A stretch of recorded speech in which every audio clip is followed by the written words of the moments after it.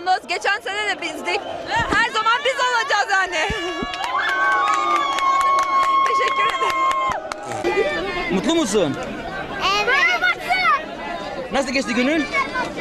Güzel. Ya anlat. Beşiktaş şampiyon oldu çünkü Beşiktaş çok güçlü ve Beşiktaş'ta özellikle Quaresma bir de Talisca'nın emeği var.